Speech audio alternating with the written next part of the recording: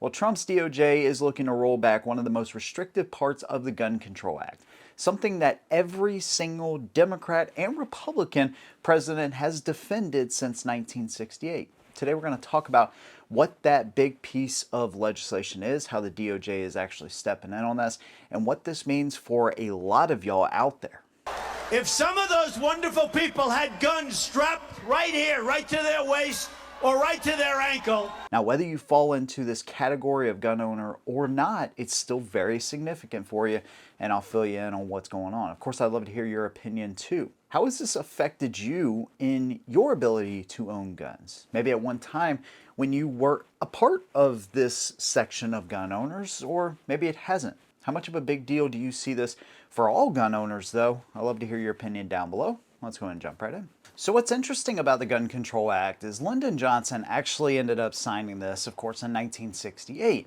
And along with all of the other restrictions that we have to deal with today, one of those was the restriction on 18 to 20-year-olds. After some higher profile events like JFK, of course, MLK, and RFK, they decided that 18 to 20-year-olds being able to carry handguns was too risky. They were too susceptible to being drawn into criminal activity, and of course handguns being easier to conceal. They thought this as a means to slow down some of the violence happening in urban areas. Now, it still allows 18 to 20-year-olds to be either gifted or through private means to be able to possess handguns.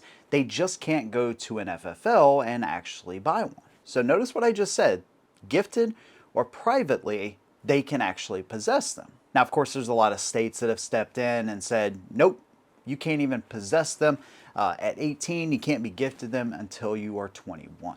But there's still a vast majority of states where they actually can possess them. They just can't purchase through legal means. We're going to circle back to that, but give me just a second here to kind of build this up.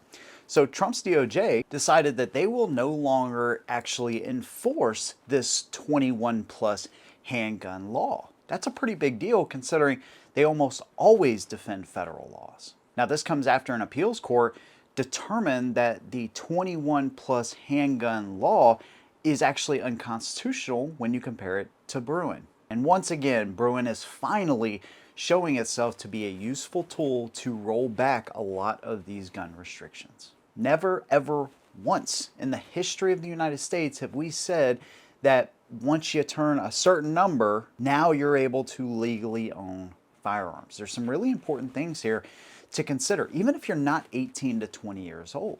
And the whole counter argument to this is, oh, well, 18 to 20-year-olds, according to some studies, actually, represent a big majority of the people that use guns to commit crimes. The problem is this law doesn't stop the illicit means in which some of these troubled teens, for sure, or troubled young adults are actually able to access these firearms. It only restricts the ones that are already going to follow the law. It sets this precedent that, hey, you, as a responsible 18 to 20-year-old, can vote, be enlisted, fight, and possibly die for your country, but when you come back over here, you're going to be restricted. Now, shotguns and rifles are treated differently in the eyes of the law. Now, in some states, they've even started to restrict those 18 to 20-year-olds. And so we put these numbers on them and say, well, at 18, you got some of your rights, but not all of them. And then at 21, we're going to give you the rest of your rights. Where do we draw the line and we say that, hey, you're an adult, these rights are yours, and they can no longer be restricted? They found that only 1% of firearms purchased from 18 to 20-year-olds at an FFL were used in crimes. So what that tells me is if the numbers are as high as 24% of these other 18 to 20-year-olds that are committing these crimes, if it is that high, we got a much bigger problem than guns. And essentially what we're telling the 18 to 20-year-olds that are going to follow the law is, hey, you can't go out there and buy a firearm to protect yourself. We all know that one of the greatest tools in order to defend yourself is a handgun. Rifles, shotguns, they're fantastic. But think about what 18 to 20-year-olds are doing. Starting college, working late night jobs. Maybe they're doing driving jobs. They're doing the jobs that a lot of older adults wouldn't necessarily want to do.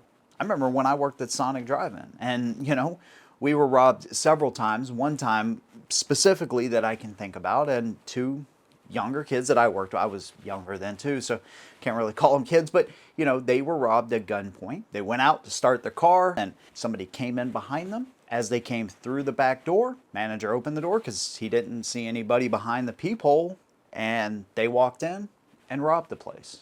Mrs. Heckshot, she was robbed at knife point, opening a Sonic Drive-In, and she was actually 8 months pregnant at the time.